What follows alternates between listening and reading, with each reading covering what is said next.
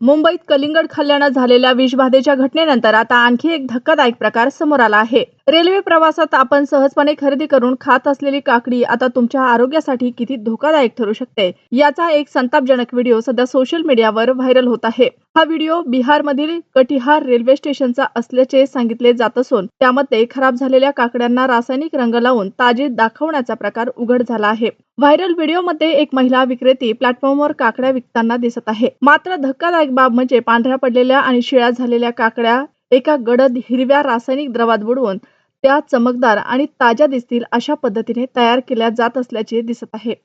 काही सेकंदातच त्या काकड्यांचा रंग पूर्ण बदलतो आणि ग्राहकांना त्या अगदी ताज्या असल्याचा भास होतो।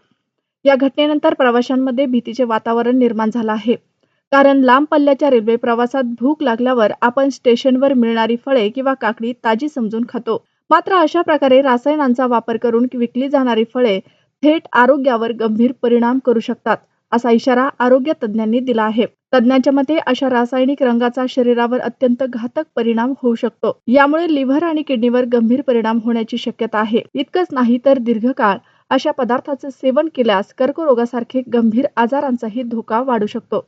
उलट्या, जुलाब आणि तीव्र फूड पॉयझनिंगची शक्यताही डॉक्टरांनी व्यक्त केली आहे।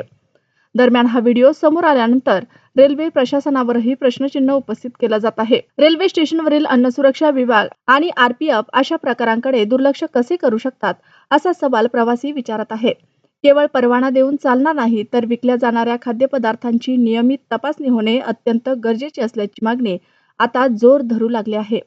नागरिकांना देखील सतर्क राहण्याचे आवाहन करण्यात आले आहे। अतिशय गडद हिरव्या रंगाची काकडी किंवा फळे खरेदी करू नयेत।